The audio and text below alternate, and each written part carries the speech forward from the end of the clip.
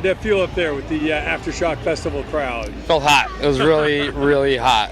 Like rolls of the heatness coming at you? Oh, definitely. And just buckets of water flowing out of me, you know? Oh my gosh. Especially with something physical like the drums, you know? It's horrible. How do you prepare for such a strenuous activity in the heat? I wish I did prepare, and I would have felt a little bit better. But no, just drink a lot of water, do some stretching, you know? Yeah. Thing I do for any show, I guess. What's the hottest show you've ever played? Man, we played in Houston at around 1 in the 2 years ago, I think. Yeah. And I blacked out, like, Really? well, but the last song that we played, but we finished it, I just don't remember finishing it. It was really weird, and I remember the moment that I blacked out, and then I remember coming to when I was tearing my stuff down, and I was like, what just happened? And yeah, it was crazy. So I think that was the hottest ever. It was just like walking into an oven, huh? Seriously, it was ridiculous. Wow. Very humid, ridiculously hot. Sure. It was insane. You guys are based where? LA. You're in LA? Yeah. Okay, fantastic. Where have your travels taken you? All over the U.S. and Canada. We're gonna go to Europe for the first time in November, so we're definitely excited for that. Okay. Yeah. First time over there. What have you learned about it, or how do you prepare for the change of culture there? Well, you bring the power adapter, you know, that's the most important. Yeah.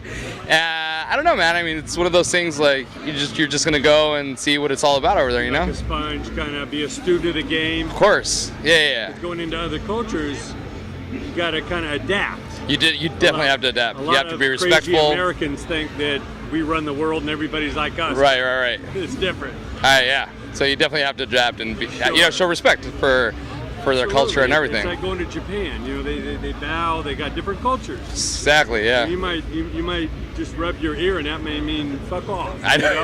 Seriously. You gotta know. Yeah. You know these things. Yeah. Now, tell us about growing up, loving music.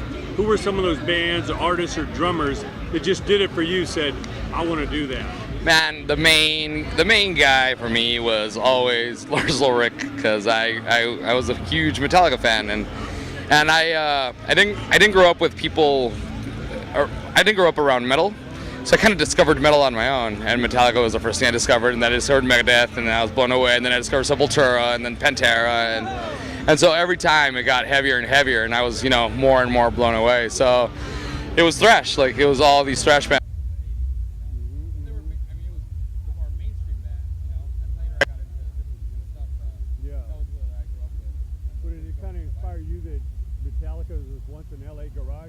And Definitely. You know, from anywhere can anything happen?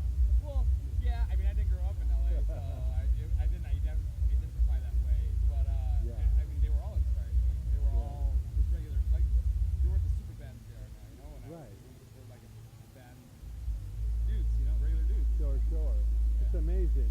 Now, how did your group come together? What were the key elements that drew you guys to be a part? Tony, the bass player, and I used to play in another band, and we started talking about doing our own project, and he had played in a band with Eddie, our singer, and that's kind of how we decided to get together once, and like we felt it was like natural. We wrote one song, and that was from then on, like we quit all our other projects and focused on this. You felt a common bond in the playing? Yeah, and then the musical styles and the stuff we listen to, you know, like. Sure. Yeah. Bring us inside the recording, or the writing process. How start with a riff? How do you guys jam out the song? Yeah. A lot of times Eddie will bring a riff, song ideas, or even full songs, and we'll bounce them off each other, and with the riff, and we'll add it to a song that maybe we already had, complete, and stuff like that. Like, it's very typical, you know, like, and you know, some melody, and they. Jigsaw puzzle, just putting pieces together. Yeah. Some of the songs, like on the first album, some of the songs we had for a whole year when we took away, and then changed them like after a year. And yeah, I mean, at that point, we weren't signed or anything. It was just playing, you know? So Sure. we didn't even have it recorded or anything. So Sure. yeah, it's been Yeah. Well, besides being a great live act in today's changing, you know, business environment, what's the angle you guys are taking to try and stand out? Anything besides just touring? Anything you're trying to do to position yourself? Well, we noticed that a lot of bands use tracks, backing tracks, in their live set, and we don't like it, and we are against it in a way. You know what I mean? So we pride ourselves in our live show and the fact that everything that you hear coming out of the speakers is something that we're doing. You know? You could set up right here in the field. Exactly, and bang it out. No bag it out. computer in sight. No computers. Wow. Yeah. Yeah, that's important. You know, you feel that, you know, with the changing environment out there, with so much digital things going on, it's important to be real and raw. I definitely feel that, man, because I feel like music's losing its identity, and you know, musicians are becoming performers and actors in a sense. You know what I mean? Mm-hmm. It's like, what's the point? Like, I don't know. It not to knock anybody down. Like, if people, it's art and people do whatever they want, you know. But for us, like, I feel like it's not honest. You pride yourself in being raw, where if you look at each other and want to take a certain angle or we'll jam. We've jammed. Yeah, we've jammed live shows, dude. I mean, we love, you know, we were watching a live footage of Zeppelin the other day. It's like, you can't do that if you have computers. You know what I mean?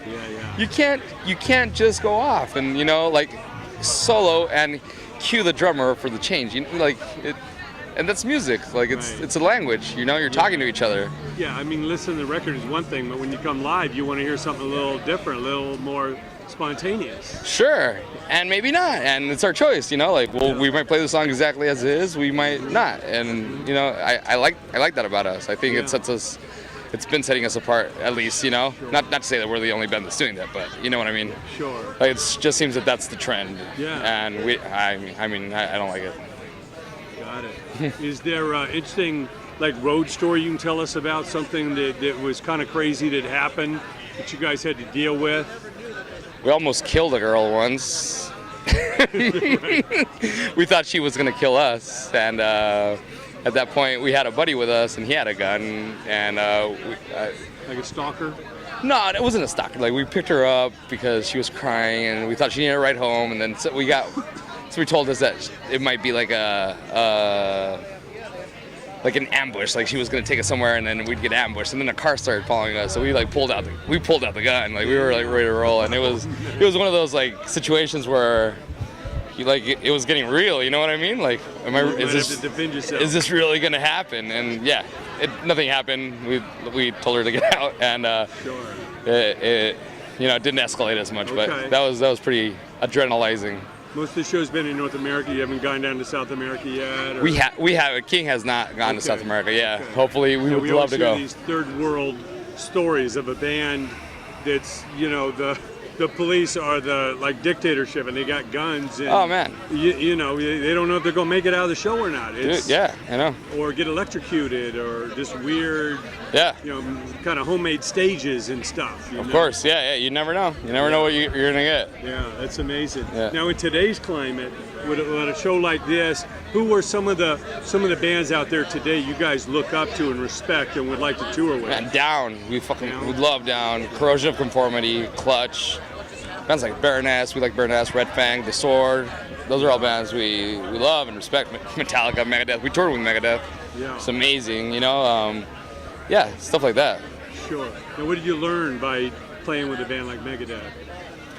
I mean, I don't know if we learned maybe to be an awesome human being and be humble, even though you're a legend, because Dave Mustaine treated us professional and treated us great. Yeah. Everybody was awesome on their crew, and they're a great live band, and I'm a huge fan. They truly wanted you to shine. Oh, it was great. They want the whole show to be successful. It was just us and them. We got a 45-minute set. We got played. You know, we got paid well. We got sound checks every night. Like, they treated us really well. Zero. It was great. It was awesome. Yeah. That's great.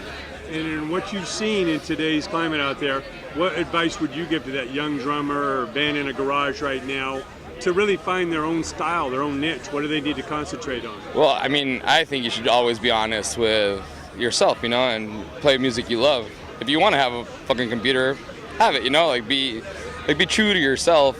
Don't do stuff because it's trendy. Yeah. As far as songwriting goes, anything? As far as songwriting, I mean, it's the same thing, I guess. You know, write stuff you love. Yeah. stuff you really love, not something that you think is gonna make you money. Because you know what, music's suffering, and you're not really gonna make money, even if you do well. You know, so If you don't do it for the love of it, you're probably not gonna last very long. you're gonna hate it. You're gonna hate yourself. You know, like write shit you love. Mhm.